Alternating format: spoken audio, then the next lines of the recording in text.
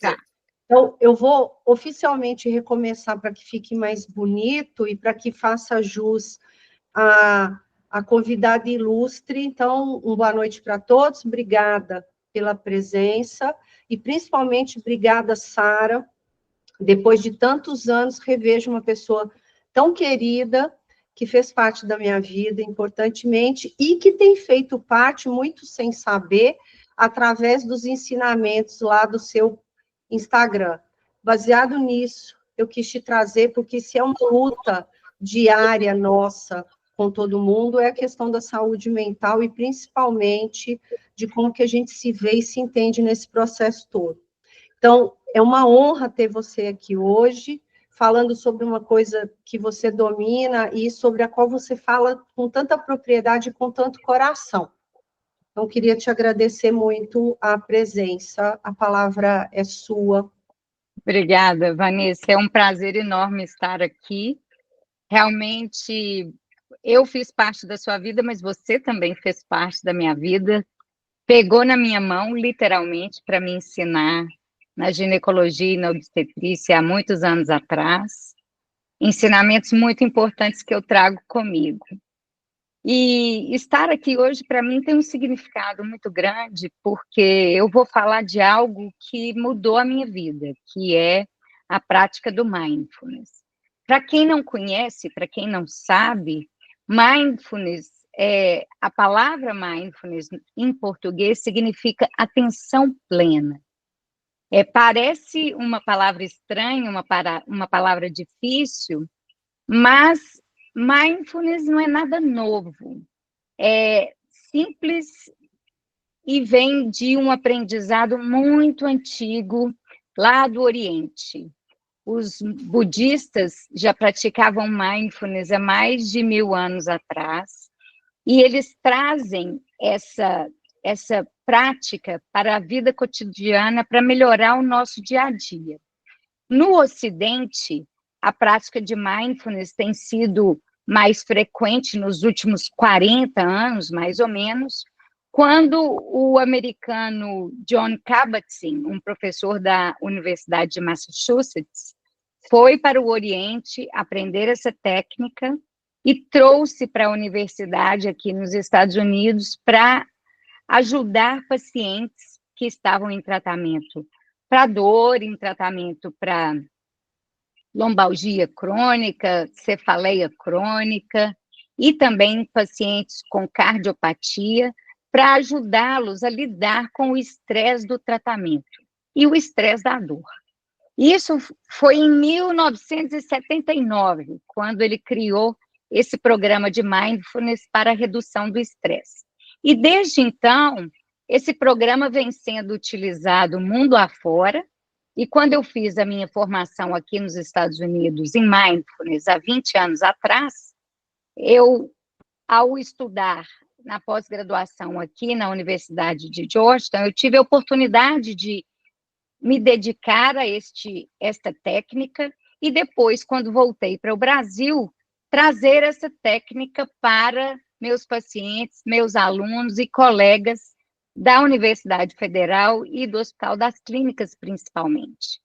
Então, é uma técnica que faz parte da minha vida hoje. Eu brinco de vez em quando que a minha vida é a MPM, antes de mindfulness e pós-mindfulness. E uma técnica tão simples, mas que realmente faz muita diferença na minha vida, porque eu consigo lidar melhor com os fatores de estresse. Bom, eu sou médica ginecologista obstetra e, como muitos devem imaginar, acompanhar um trabalho de parto, por exemplo, pode ser um grande fator de estresse, né, para a paciente, para os acompanhantes e também para o médico. E o mindfulness sempre me ajudou muito, porque, por exemplo, para lidar com aquela situação de estresse, eu precisava focar em mim para eu estar bem, para conseguir ajudar aquela paciente, aquela família, naquele momento. Então, é algo que eu tenho praticado muito e que nos meus grandes momentos de estresse fazem muita diferença, porque eu lembro de respirar. E quando a gente está sob um fator de estresse, a primeira coisa que a gente faz é prender a respiração. Isso é muito comum. E a atenção plena focada na meditação, na respiração, quer dizer, é exatamente o ponto de praticar essa meditação. A meditação, ela funciona como se fosse uma âncora, para nos ajudar a prestar atenção no momento presente e não se distrair com o que está acontecendo ao redor. Então, é isso. A minha vida tem sido AM, PM, antes de mindfulness e pós-mindfulness. Nós esperamos que depois dessa live todo mundo tenha essa mesma concepção, né, sabe? Porque talvez isso seja uma novidade para muita gente, eu espero que não seja, mas para muita gente aqui talvez seja uma novidade e seja uma oportunidade de resgatar valores importantes e momentos importantes no dia a dia que a gente deixa passar porque a gente fica imersa e envolvida em rotinas que é exatamente sobre isso, é um dos pontos que a gente vai discutir hoje, né? Então, pegando esse gancho, depois que você explicou um pouco para a gente de onde vem essa técnica, eu queria que você falasse um pouco como que você acha que a prática do mindfulness pode ajudar nós, mulheres, a enxergarmos um valor nas atividades que a gente exerce durante o dia, as mínimas atividades, cuidados que, na realidade, principalmente para quem tem um emprego, tem um trabalho formal e não só o trabalho doméstico, rotinas que são desapegadas de um valor aos olhos da maioria da sociedade e que frequentemente elas vão passar desapercebidas, e como que essas rotinas, que acabam sendo invisíveis mesmo, elas podem ser valorizadas e como que a gente pode perceber um valor e como que essa prática pode ajudar isso no dia a dia. Olha, parece simples praticar mindfulness, na verdade é simples, mas uma coisa que é muito importante é que para praticar mindfulness você tem que seguir os 3 pilares. O primeiro é que você tem que ter a intenção.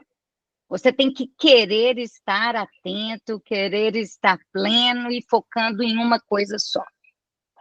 A segunda coisa é ter curiosidade, porque a gente não nasce sabendo, a gente quer aprender. Então, eu imagino que essas pessoas que estão aqui nessa live hoje estão curiosas, querendo saber do que se trata. E o terceiro pilar é o não julgamento, porque muitas das vezes a gente vai tentar estar inteira no momento, mas não vai dar. Por qualquer motivo que seja, às vezes eu estou super tranquila e consigo praticar mindfulness e focar no que eu estou fazendo, mas às vezes eu não consigo. E tudo bem, eu posso fazer de novo, eu posso tentar de novo. Então, é a intenção, é a curiosidade e o não julgamento. Agora, como que eu posso trazer mindfulness para as minhas rotinas? Você tocou num assunto que eu acho que é muito importante, que é a invisibilidade feminina, né? Principalmente a invisibilidade das tarefas que estão associadas a um trabalho que não é remunerado, como, por exemplo, cuidar da casa, fazer supermercado, levar filhos na escola, buscar filhos na escola, fazer o dever de casa, ajudar a criança a tomar banho, colocar a criança para dormir, tudo isso é trabalhoso. Tudo isso gasta tempo e energia, mas essa função é invisível. E se a gente não está atento para ficar realmente focado no que a gente está fazendo, a gente vê muito por aí pessoas fazendo várias coisas ao mesmo tempo e muitas vezes com o celular na mão, enquanto está dando banho na criança, enquanto está colocando a criança para dormir, enquanto está fazendo o para casa, enquanto está organizando a casa, enfim, não está fazendo nada direito, porque apesar do nosso cérebro conseguir focar em muitas coisas, ele não vai dar atenção plena. A atenção plena só é desenvolvida para uma ação apenas. Então, como que eu posso trazer o mindfulness para essas atividades que são ditas invisíveis do meu dia a dia? Eu posso tentar, naquele momento de atividade, focar em apenas uma coisa. E eu vou te dar alguns exemplos que eu uso no meu dia a dia e que talvez possa ajudar outras pessoas a focarem no que estão fazendo, né? Então, por exemplo, lavar pratos. Eles não se lavam sozinhos. Alguém vai ter que tirar os pratos da mesa, colocar na pia e lavar. Isso pode ser feito de forma rabugenta, reclamando e xingando internamente, ou isso pode ser feito de forma mindful. Como? Bom, eu vou te dar duas formas legais. Uma é enquanto você está ali passando a bucha, ensaboando aquela louça, você pode prestar atenção na água, na temperatura da água, na espuma do sabão, naquela louça que está ficando limpa. Mas se isso para você é difícil, tem uma dica que pode te ajudar muito. Liga uma música. Enquanto você está lavando a louça, se você liga uma música, aquela música vai te trazer para o momento presente. Você presta atenção na letra da música e aí você acaba entrando num clima de lavar a louça sem reclamar que tem que lavar a louça. Porque a louça não vai se lavar sozinha, ela vai ter que ser lavada. Então, isso é uma forma de você tentar fazer uma atividade que é invisível da nossa rotina, mas que precisa ser feita de forma mais consciente, uma forma mais agradável. Outra coisa que é importante, nessas rotinas do dia a dia, principalmente para quem tem filhos, né?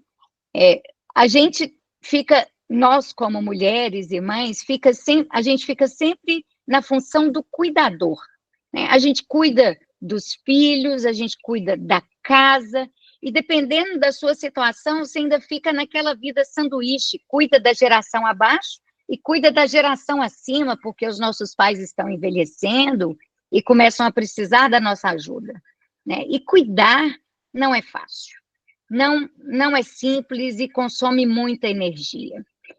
Mas se você puder, enquanto está com aquela pessoa que você está cuidando, você puder realmente focar só naquela pessoa e tentar diminuir os distratores externos, como a televisão, como o celular, você vai conseguir dar uma atenção plena. Pode até não ser uma quantidade muito grande do seu tempo, mas você vai dar uma qualidade maior do seu tempo. Porque você vai ter que fazer isso mesmo. Então, se você conseguir fazer com mais qualidade, com certeza você vai ter a sensação de que ficou bem feito. E aí, aquela sensação de culpa e de peso vai diminuindo, porque o que tem que ser feito vai ser feito mesmo. E por que não fazer com mais atenção, com mais cuidado e com mais foco, né? Respondi a pergunta? Não, achei ótimo, porque a gente fica... Isso aí é uma coisa que eu já aprendi dentro das suas falas lá no seu Instagram, e é uma coisa, assim, que é difícil, não é fácil, porque essa coisa, assim, é muito lindo você falar assim, ai, tem atenção plena, e plena ficou uma palavra muito banalizada atualmente, porque usa-se das mais variadas maneiras. Mas, assim, dentro de uma rotina muito estressante, esse foco pontual em alguma coisa que você está fazendo ali naquele momento, ele ajuda a você se distrair de coisas que potencialmente poderiam piorar a sua qualidade naquele momento. Eu estou certa? Isso, é exatamente Eu estou isso. te dando meu exemplo de pessoa buscando praticar isso um pouco no dia a dia. Te confesso que é difícil, não consigo fazer várias vezes ao dia. E uma coisa que eu queria te perguntar é, dentro de uma rotina sobrecarregada, por exemplo, como considero a minha, é uma rotina sobrecarregada física e mentalmente, o que você consideraria como ideal, considerando-se que, idealmente, algumas atividades a gente deveria saber abrir mão delas, e deveria, inclusive, falar não para elas, mas isso é uma coisa que eu queria deixar para um outro momento. Mas dentro dessas rotinas sobrecarregadas, o que a gente pode fazer efetivamente para tirar um pouco do excesso do estresse que vem dessa sobrecarga, que no momento exato que eu estou ali da minha vida, eu não consigo tirar. O que idealmente eu poderia fazer? Bom, você é médica ultrassonografista, deve fazer vários exames por dia, uma carga de estresse gigantesca, porque às vezes você tem que dar uma notícia ruim, um diagnóstico, né, que vai ser desafiador para a paciente. Então, isso você não pode mudar. Isso é o fator de estresse do seu próprio trabalho, né? Mas o que você pode trazer para o seu dia a dia que na hora lá do seu trabalho, sem nem perceber, você vai acabar introduzindo na sua rotina? Uma das coisas que eu gosto muito de fazer é me preparar, por exemplo, para cada paciente que eu vou atender. Então, eu terminei de atender uma paciente, eu fecho a porta, eu respiro e penso, bom, agora eu vou me preparar para esse outro paciente. E tento ficar focada no que eu estou fazendo. Uma coisa que me ajuda no consultório, sempre que eu posso, eu ligo uma música clássica, porque me acalma, me lembra de respirar. Mas tem gente que não gosta, então tudo bem, isso é uma coisa que funciona para mim. Agora, para o resto do dia, existem muitas horas que você pode colocar o mindfulness na sua vida, que vai te ajudar a recarregar, porque lá no trabalho, o fator de estresse não vai mudar. O que vai mudar é a sua forma de lidar com ele. Então, vou te dar um exemplo facílimo de fazer. Uma coisa que geralmente a gente faz todo dia, tomar banho. Um dos momentos que eu mais adoro praticar mindfulness é no banho. Há mais ou menos uns 15 anos, eu tomo banho só de luz apagada. É meu costume. Adoro tomar banho de luz apagada. Quando o banheiro é muito escuro, eu ligo uma luzinha, ou às vezes acendo uma vela para dar só uma noção de onde estão as coisas. Mas eu geralmente tomo banho de luz apagada. Qual a intenção do banho de luz apagada? Para eu tentar não ficar tentando resolver meus problemas, mas simplesmente tomar banho. Porque a hora que eu entrei no banheiro é para tomar banho. Eu não vou resolver minha vida durante o banheiro. Mas, estando de luz apagada, tira os fatores de distração externos. Eu não olho para nada. Então, eu tento focar só naquela água que está caindo no meu corpo e que está limpando o meu corpo. E eu penso que essa água leve para o ralo meu cansaço, minha angústia, minha ansiedade. Inclusive, eu tenho um pequeno mantra que eu repito para mim mesma, que é que exista paz na Terra e que essa paz comece dentro de mim. O horário que eu lembro de falar é sempre quando eu estou no chuveiro. Então, eu fico ali, repetindo o mantra. Aí eu paro, aí eu passo shampoo no cabelo, mas aí quando eu lembro, eu falo de novo. Outra coisa que eu gosto de fazer durante o banho, eu gosto de colocar música. Nos dias que eu estou ou mais desanimada ou mais animada, são os dias que eu mais coloco música. O dia que está tudo ok, normal, eu nem lembro de colocar a música. Mas os dias que eu estou mais desanimada, principalmente, eu coloco uma música bacana, uma música alegre, um rock and roll, alguma coisa que vai me animar e até dançar no chuveiro eu danço, porque isso me faz focar simplesmente no banho que eu estou tomando. Então, isso é uma coisa que a gente pode trazer para o dia a dia. Outras coisas que a gente pode trazer para o dia a dia como forma de praticar a atenção plena. Uma delas é a contemplação. Existe, né, essa meditação da contemplação, que faz parte da tradição budista, que é simplesmente observar tudo que está ao seu redor. Né? Então, você, por exemplo, você fala assim, mas eu estou no centro da cidade, só tem carro passando, um barulho danado, mas dá para contemplar. Porque se você chega na janela, dá para olhar o céu, dá para ver um pássaro voando, dá para observar. Agora, em Belo Horizonte, os ipês estavam floridos, né? E aquele contraste do céu azul de Belo Horizonte com os ipês cor-de-rosa, os ipês amarelos, isso é uma prática meditativa.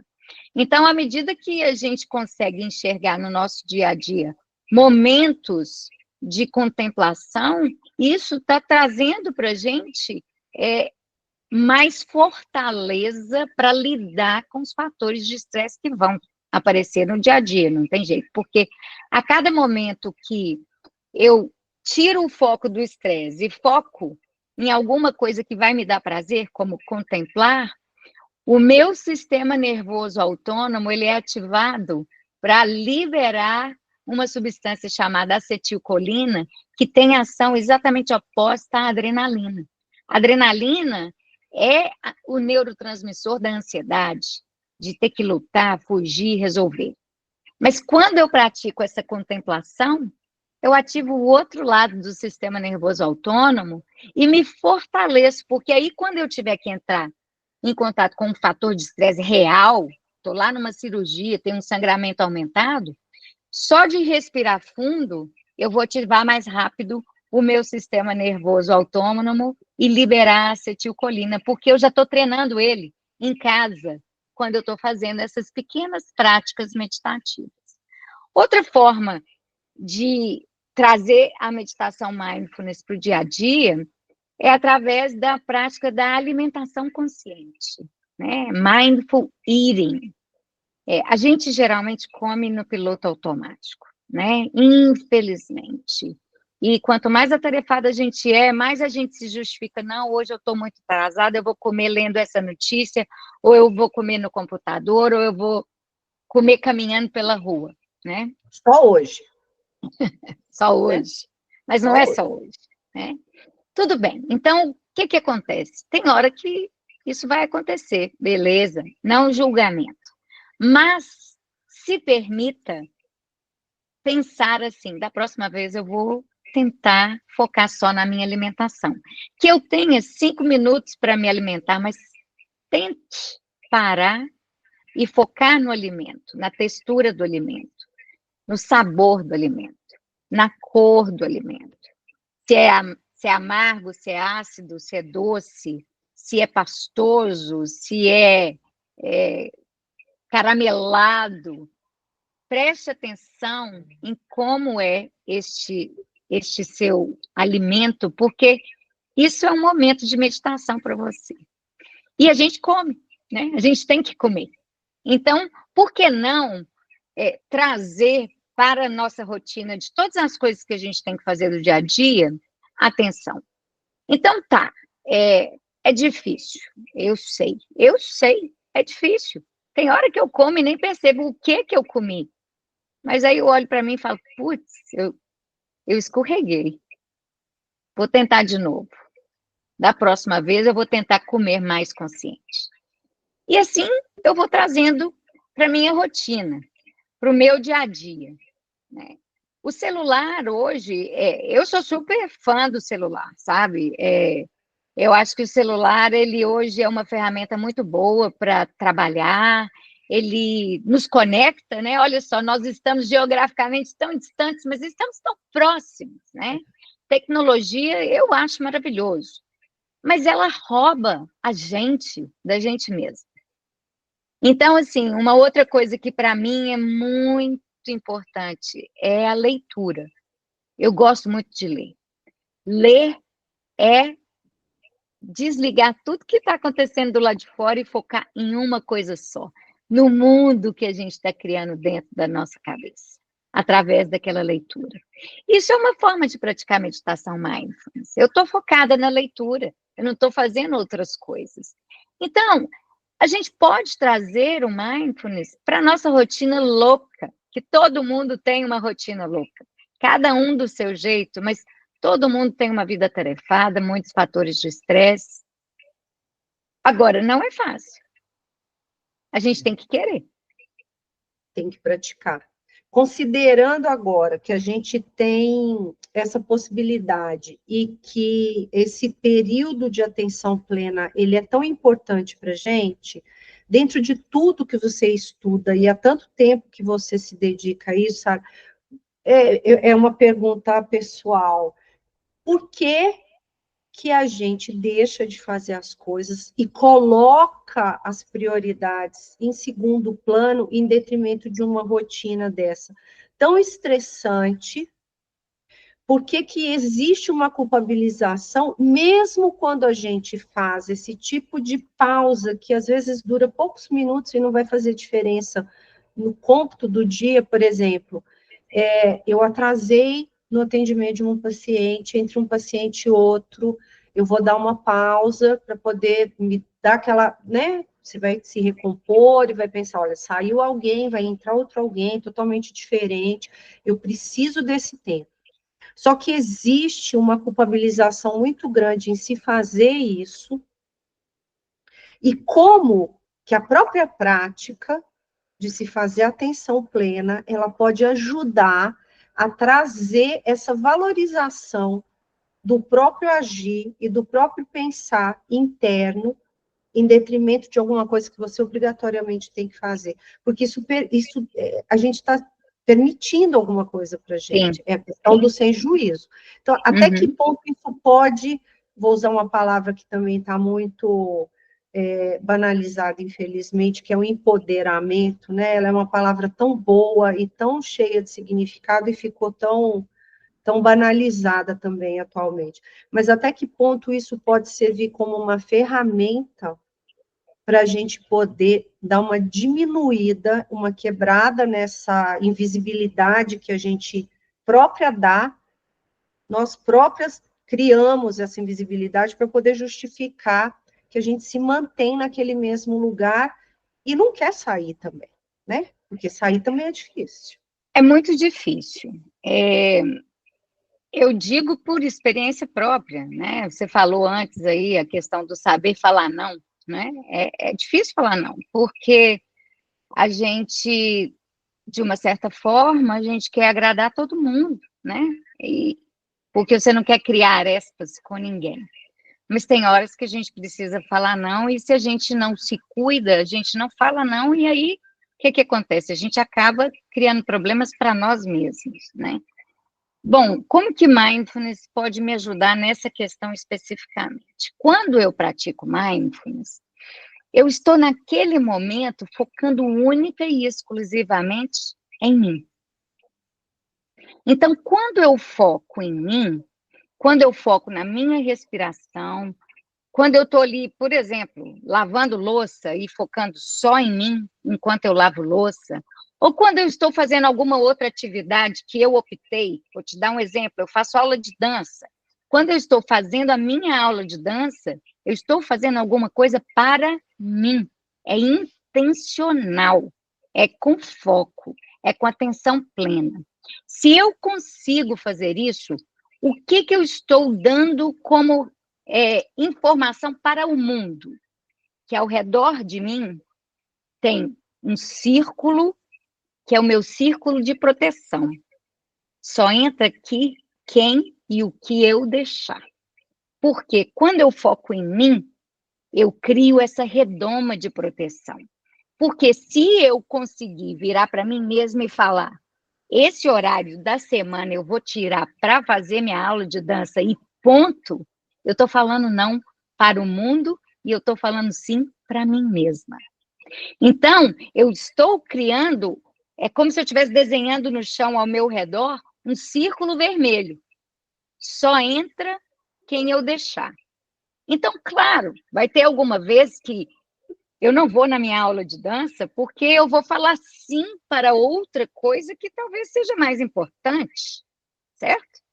Mas, se eu conseguir falar sim para mim mesma, eu vou conseguir falar não para as outras coisas que muitas vezes são coisas que eu não preciso fazer, São coisas que eu estou fazendo para agradar o outro, mas que, na verdade, está me machucando ao invés de me ajudar. E são coisas que podem não estar me acrescentando em nada. Então, se eu consigo cuidar de mim, dar atenção para mim, e aí quando eu falo de mim, eu estou falando do meu corpo, da minha mente e da minha alma, de tudo que alimenta meu corpo, minha mente e a minha alma, o que quer que seja para você. Quando a gente aprende a falar sim para a gente mesmo, a gente aprende a falar não para o outro. Mas é difícil. Por que que é difícil? Porque a gente tem medo de perder o amor alheio. Que quando a gente fala não, a gente inconscientemente pensa, ai, será que aquela pessoa vai continuar gostando de mim? Será que eu vou continuar recebendo convites para falar na live? Se eu falar, não, eu não vou falar hoje porque eu não posso? Porque se você quer mesmo a minha presença na live, você vai falar, tudo bem, ela não pode hoje, eu vou convidar ela para a semana que vem. Não é isso? Claro. Mas a gente tem medo, né? Faz parte, é do ser humano. Mas a gente se fortalece quando a gente aprende a falar sim para a gente. E são pequenas coisas, pequenas, mínimas, do tipo assim, vou te dar um exemplo básico, parece até banal, mas vamos supor que eu vou sair dessa live aqui com você e vou ali na cozinha do lado e vou fazer o jantar para a família. E aí, depois que eu fizer o jantar, eu vou virar para todo mundo e falar. Para quem não sabe, viu, gente? Eu moro com meu marido e 2 filhos homens. E eu vou virar para eles e falar: então tá, agora vocês arrumem a cozinha, porque eu vou tomar um banho. Ah, não é possível. Você não vai arrumar a cozinha? Não, eu não vou arrumar a cozinha. Eu já fiz o jantar. Então agora eu vou ali tomar o meu banho. E lembrem, já falei antes, meu banho, ninguém vem me atrapalhar, ninguém vem bater na minha porta e nem acende a luz, porque é o meu momento de descanso. Então, eu estou falando sim para mim mesma e estou falando não para as outras pessoas e para o que quer que seja que está acontecendo ao meu redor. É fácil? Não, Vanessa, não é fácil. É um treino diário. Eu vou te falar que, assim, eu suei muito para conseguir falar não pequeno. Os nãos grandes, pode ser que eu ainda vou ter que ralar muito para conseguir falar. Mas a cada dia que eu falo mais sim para mim, eu me sinto mais forte para falar não para os outros. Porque, provavelmente, o que os outros estão me pedindo não é nada que vai me favorecer. É algo que vai favorecer ao outro, né?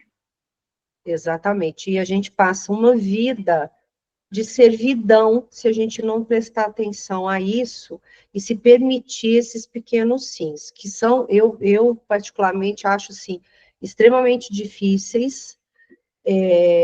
Falar não realmente te coloca em confronto com o outro, com aquilo que te é mais caro, que é a aprovação.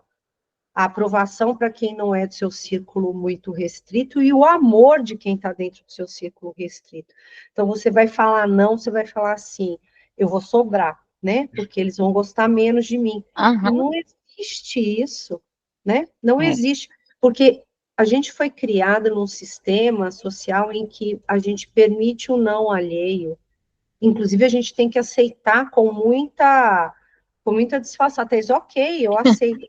O contrário não existe. Então, isso é muito emblemático mesmo. E eu vou te falar que a questão do banho foi por onde eu comecei. A questão da atenção plena, inclusive, eu acho que eu cheguei já a falar isso para alguém numa mensagem que eu troquei, quando eu estava pensando, eu acho que eu estou sem conexão agora. Bom, peraí, aqui no computador Aqui está tudo certo. Tá certo? Que a Sara travou aqui para mim. Essa questão do banho foi uma das primeiras coisas que eu comecei, porque eu achei a mais fácil de todas. É você entrar para um lugar, se isolar, e faço isso todos os dias. Eu tenho uma determinada luz que eu gosto, às vezes eu tomo com o banheiro totalmente apagado, e já cheguei até a acender umas velas. Isso faz muito, parece brincadeira, mas faz muita diferença no dia a dia. É impressionante como faz diferença para a gente. Descarrega. A impressão que dá é que a energia ruim, o cansaço, a angústia, o peso, vai tudo por água abaixo, literalmente. É impressionante como que realmente, assim, é um pequenino momento que você fala assim, ele é meu e de mais ninguém. A questão é a gente começar a se programar para ter esses pequenos momentos ao longo do dia. Então, assim, eu melhorei muito a minha qualidade de vida em questão de estresse no trabalho, fazendo isso, entendendo a coisa e falando, bom, agora eu vou fazer isso. E a questão do não resolvo outros problemas a não ser esses.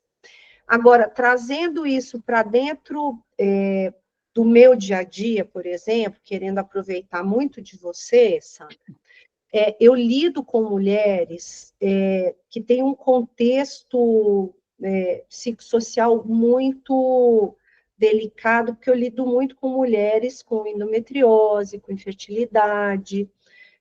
Eu faço ultrassonografia em geral, mas o meu foco é a ultrassonografia de alta complexidade em ginecologia, que é o que eu gosto mais. Então, todos os dias eu atendo pacientes que têm contextos de vida muito delicados. Como que esse tipo de atitude pode trazer uma ajuda para essas pacientes, por exemplo, essas mulheres que, além de sofrerem todas as pressões do dia a dia que as mulheres sofrem, além de sofrer a pressão com as rotinas que não existem para os outros, somente para a gente, aquelas que lidam com a questão do cuidado para o outro e jamais com cuidado com si mesma, e além de tudo, elas ainda têm que lidar com a frustração de não engravidar, com a frustração de ter uma doença complicada e estigmatizante, e principalmente dolorosa, como a endometriose, como que esse tipo de comportamento e como que o mindfulness pode ajudar especificamente essas mulheres que estão mais fragilizadas e que nessa cadeia toda que a gente está conversando aqui, talvez sejam as que precisam mais. Uhum. É interessante porque o meu primeiro trabalho com mindfulness no Hospital das Clínicas foi exatamente para pacientes que tinham dificuldade para engravidar, né? E muitas delas, a causa aparente era realmente a endometriose. E essas pacientes, além da dificuldade para engravidar, elas vinham também com uma outra queixa muito importante, que era a dor pélvica crônica, né?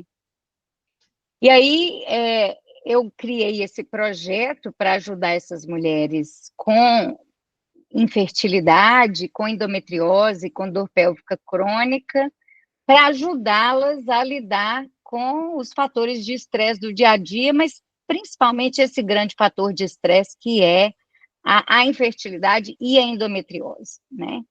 E como que elas podem usar o mindfulness para tentar ajudar nessa questão da saúde delas? Bom, do mesmo jeito que qualquer um vai usar, para tentar trazer para o dia a dia atividades que sejam mais meditativas, né? Tudo que você pode fazer no seu dia a dia, você pode fazer de forma mais meditativa. Como? Prestando atenção ao que está fazendo. Mas é muito importante também a prática da meditação mindfulness formal. Qual que é a meditação mindfulness formal? É aquela que você pode ficar sentado ou pode ficar deitado, mas de preferência sentado, porque às vezes deitado a gente acaba cochilando, sabe? Porque muitas vezes é o que o corpo precisa, mas tudo bem. Mas focar na respiração. Então, focando na respiração, tentando prestar atenção no ar que entra no corpo, no ar que sai do corpo, e principalmente prestar atenção no que essa respiração está trazendo, de sensação física, de pensamento, de sentimento, porque a nossa cabeça ela vai ficar sempre indo e voltando com coisas do passado e pensamentos do futuro. A maioria das vezes a cabeça não está no aqui e agora, ela ou está lá no passado ou ela está no futuro, né? Então, quando a gente presta atenção na respiração, no ar que entra, no ar que sai e nas sensações que a gente tem no nosso corpo, a gente presta atenção no presente, no aqui e agora. E toda pessoa que tem dor, toda pessoa que está sofrendo, seja uma doença, seja uma perda, seja uma dor física, por causa da endometriose, por exemplo, seja uma dor emocional, por causa de uma perda gestacional, toda pessoa que está sofrendo, ela coloca o foco dela ou no passado, no que ela não tem, ou no que ela perdeu, ou ela coloca o foco dela no futuro, no que ela quer ter, no que ela sonha em ter, no que ela está ansiosa por ter. E aí, você está deixando de viver o momento presente. Então, se a paciente consegue trazer para o dia dela momentos de conseguir focar no aqui e agora, como, por exemplo, a prática da respiração com atenção plena, focar no ar que entra, no ar que sai, de uma forma, você está se protegendo das sensações ruins que vêm com o pensamento do passado. E essas sensações ruins, Vanessa, elas são físicas. Elas podem trazer sintomas que vão, inclusive, levar a transtornos depressivos, né? E no caso da pessoa que não está preocupada com o que passou, com o que não teve, mas está ansiosa pelo futuro, né, pensando em como que as coisas vão ser, e sonhando e sofrendo por coisas que ainda nem existem, isso também pode adoecer, pode trazer sintomas físicos de um transtorno que a gente sabe que é o transtorno de ansiedade. Então, todos nós, mas principalmente essas pacientes que estão sofrendo uma dor física, que estão sofrendo um tratamento muito difícil, como é o caso do tratamento para infertilidade, se ela consegue focar no momento presente, não é que o problema vai acabar, não vai, isso não vai mudar, mas ela vai se fortalecer para lidar melhor com esse problema que ela tem. Então, até essa dor, não é que a dor vai diminuir, mas a sensação de dor pode se alterar de acordo com o treinamento que ela faz através da meditação. Então, o que a gente sabe que a ciência já demonstrou, por exemplo, no caso de pessoas que têm dor crônica, como a endometriose, as terminações nervosas, elas ficam extremamente hiperexcitadas, hipersensíveis. Qualquer que você encosta, por exemplo, no seu caso, você encosta o transdutor no colo do útero de uma mulher com endometriose, com adenomiose, ela vai sentir muita dor, né? Se essa mulher, se ela pratica a meditação, não é que você vai tirar a endometriose, não tem como, não existe mágica. Mas o que a gente sabe, que já é provado, é que essas terminações nervosas, elas vão ficar menos excitadas, elas vão ficar menos irritadas. O limiar de dor vai aumentar. Então, a mesma cutucada que você deu antes que ela sentiu muita dor, depois que ela pratica a meditação, a gente já tem isso demonstrado e publicado em artigos científicos. Essa mesma paciente, ela pode diminuir a sensação de dor que ela tem, porque ela pratica a meditação. O que a meditação vai fazer? Ela vai ativar o sistema nervoso para liberar substâncias, que é a acetilcolina, que vai ajudar a dessensibilizar aquelas terminações nervosas que estão ali naquela região de inflamação, que é onde fica a endometriose. Né? Então, sim, a paciente pode melhorar a qualidade de vida dela. Né? Como eu disse, não vai tirar a endometriose, não vai curar a infertilidade, mas vai ajudar a paciente a lidar com aquela situação de dor, de angústia, de dificuldade que ela está vivendo, e em outras situações. Então, o que serve para mim, também pode servir para você, pode servir para os seus pacientes, pode servir para os seus filhos, para os seus pais, e por aí vai. Qualquer pessoa pode se favorecer da prática da meditação mindfulness. Isso seria muito bom se os nossos colegas praticassem também, né? A gente claro. sabe que medicina vai muito além de diagnóstico, de avaliação de exame, que o paciente precisa ser individualizado. Eu acho isso fantástico e mostra, principalmente nesse ínterim especificamente, de como esse tipo de abordagem ele precisa ser multidisciplinar. A gente precisa abrir um leque, né? A gente não pode ter, a doença não pode ter dono. Você precisa favorecer ao paciente que ela tenha o acesso a outro tipo de abordagem. E a gente sabe, por vários estudos também, que o enfrentamento da dor, ele é muito importante no tratamento, o tipo de enfrentamento. Então, se você pode praticar a meditação, se você tem como fazer o mindfulness, você tem uma melhora significativa mesmo. E é muito gratificante a gente ver a paciente que ela vai ter que passar por aquilo tudo, mas passar de uma maneira melhor, ter uma Sim, qualidade de vida melhor. Isso dá uma dignidade sim, diferente para a gente. É um outro caminho exatamente. a ser trilhado. Quando eu fiz esse primeiro trabalho, que foi lá no Serviço de Reprodução Humana do Hospital das Clínicas, eu me lembro que, óbvio, todo mundo fica querendo resultado. E qual que é o resultado que eles querem? Gravidez, né? Sim. E o que eu propus para eles foi o seguinte: vamos primeiro cuidar da mulher, porque a gravidez é um resultado de um processo muito complexo. Vamos cuidar desse ser humano que está aqui, que está sofrendo porque está tomando medicação, que está sofrendo porque está gastando dinheiro, o que está sofrendo porque a sociedade faz uma pressão gigantesca, você tem que ter filho, você tem que ter filho, né? Principalmente para nós mulheres que temos profissão, queremos exercer a nossa profissão, a gente acaba colocando esse projeto de ter família um pouco de lado por um certo tempo, porque a gente tem que focar no nosso trabalho, no nosso estudo, mas os nossos óvulos, eles têm data de validade, né? Então, é uma pressão gigantesca.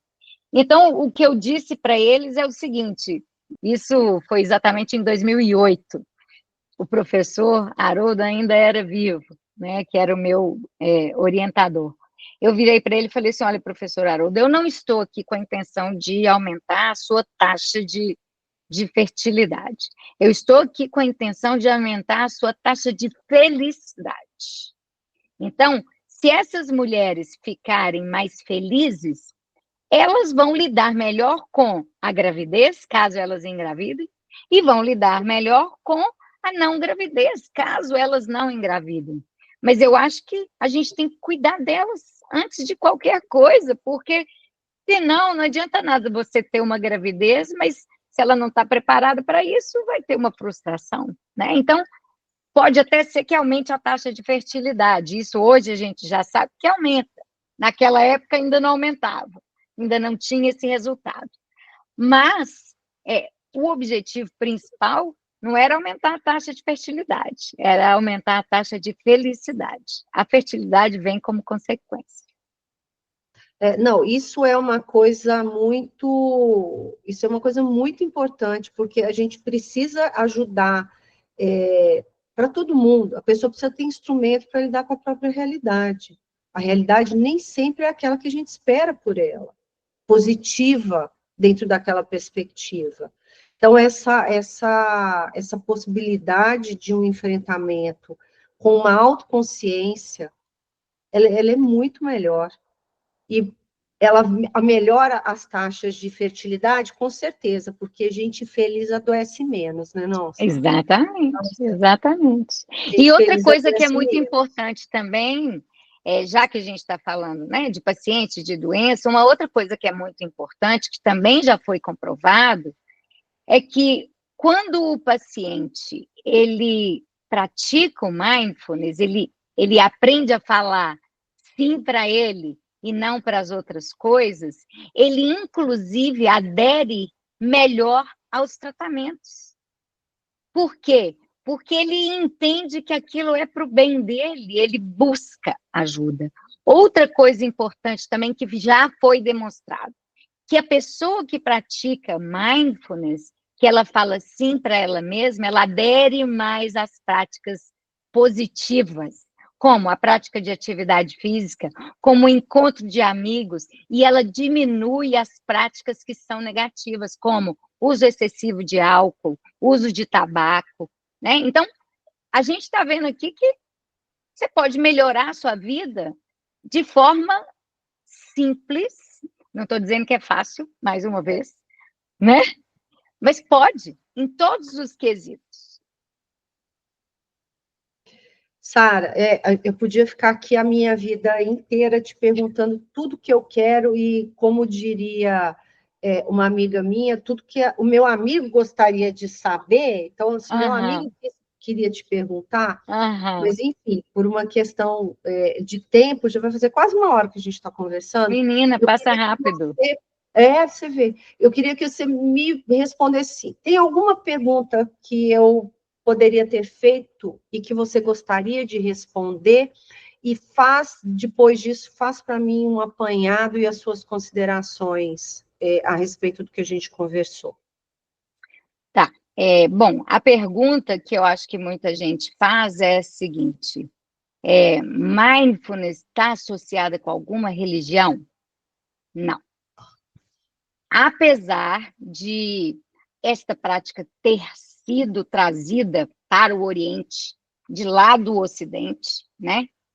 Perdão, ter sido trazida para o Ocidente de lá do Oriente, da prática do budismo, a prática do mindfulness não está associada a nenhuma religião, nenhuma prática religiosa, e qualquer pessoa pode praticar. Agora, muitas pessoas religiosas utilizam a prática do mindfulness na religião. Então, eu vou te dar um exemplo simples. Na região católica, o pessoal tem o hábito de rezar o rosário, né? O terço. A cada repetição, aquilo é um foco. Isso é uma prática de mindfulness. Você está repetindo. O mantra de quem pratica yoga, por exemplo, né? Que você pratica yoga e você repete uma palavra para você mesmo. Então, em qualquer religião pode-se praticar a meditação mindfulness, sim. Mas você precisa ter uma religião para praticar? Não. Qualquer pessoa pode praticar, porque não tem nenhuma associação com culto ou com religião, tá certo?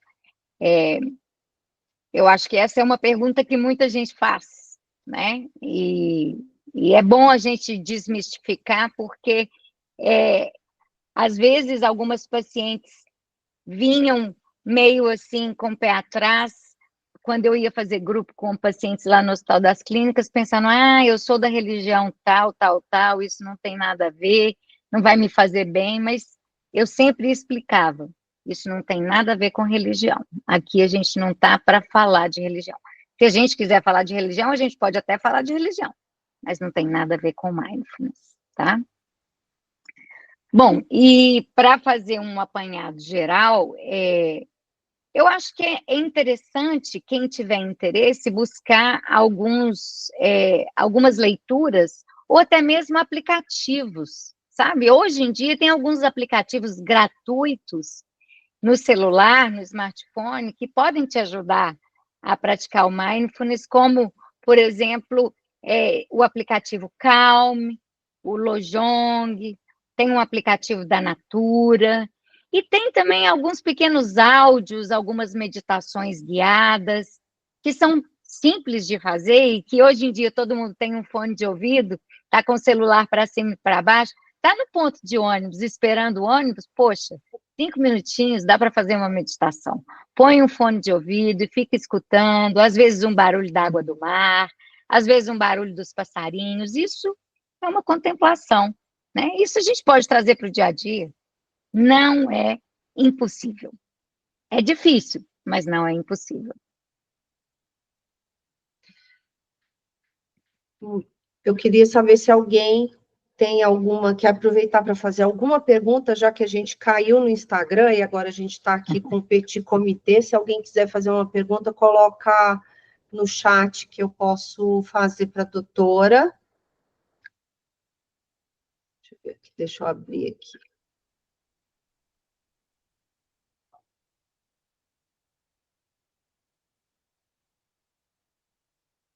Foi uma pena a gente ter caído no Instagram, mas eu sabia que a minha conexão hoje não estava...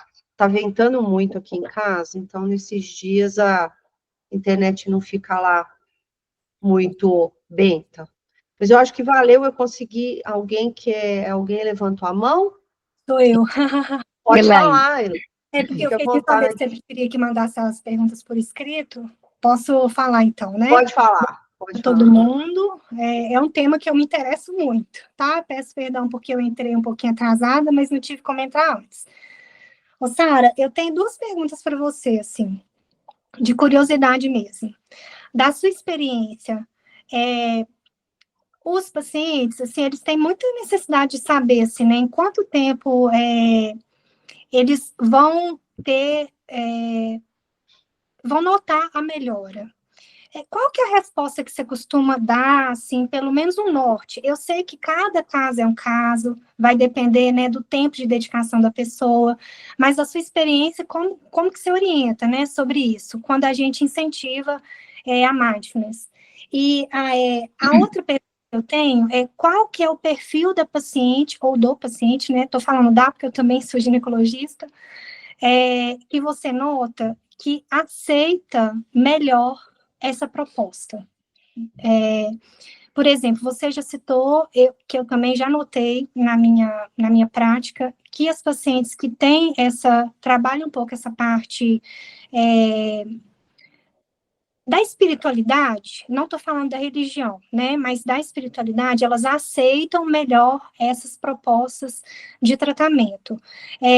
Qual que é o outro perfil, assim, que você nota que tem maior aceitação? Uhum. Obrigada, Elaine. São perguntas muito importantes e interessantes. Deixa eu responder pela última primeiro, porque está mais na minha cabeça. Você tocou no assunto nas pacientes que têm uma certa religiosidade, né? É mais comum a pessoa que segue uma religião ou que tem uma espiritualidade realmente que ela se abra mais para o mindfulness. Porque o próprio mindfulness faz o oposto. Quando você pratica mindfulness, você se torna mais conectado com o universo, com a amorosidade, com a espiritualidade, e no caso das pacientes que têm uma certa religião, elas já estão mais abertas para isso, né? Então, realmente, essas pacientes, ou esses pacientes, eles são mais abertos, né? Não quer dizer que uma pessoa que é ateu que não vai praticar, que não vai dar conta, que não vai querer. Não, nada disso. Mas as pessoas que têm espiritualidade, de uma certa forma, elas já estão mais abertas, porque elas estão abertas para a espiritualidade, né? Sua primeira pergunta em relação ao tempo que a pessoa vai perceber mudança.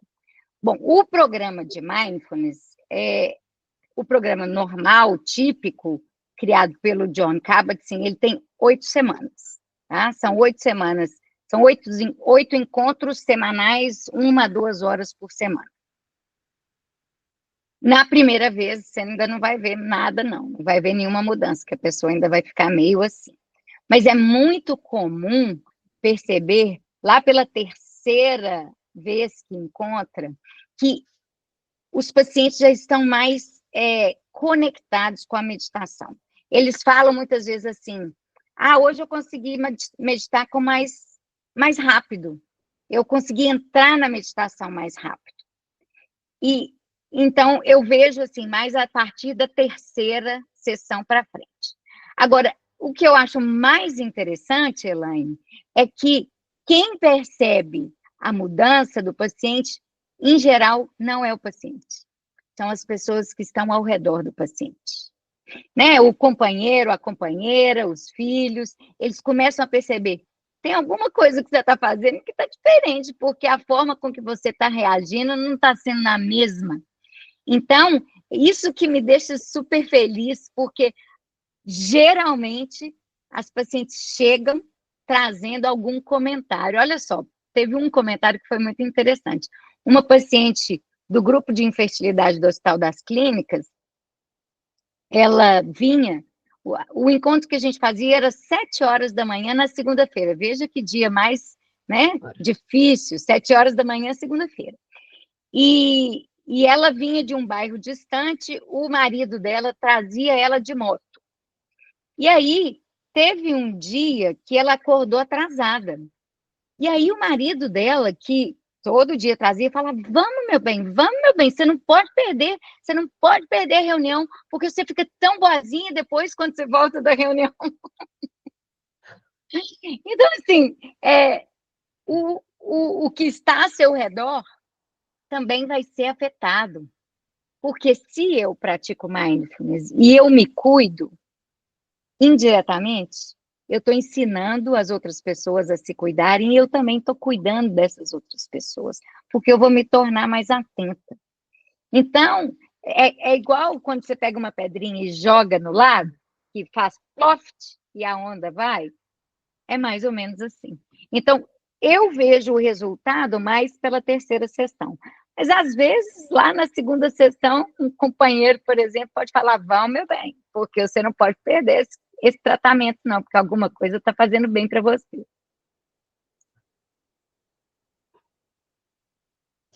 Que ótimo. Esse é o melhor exemplo de que a técnica funciona.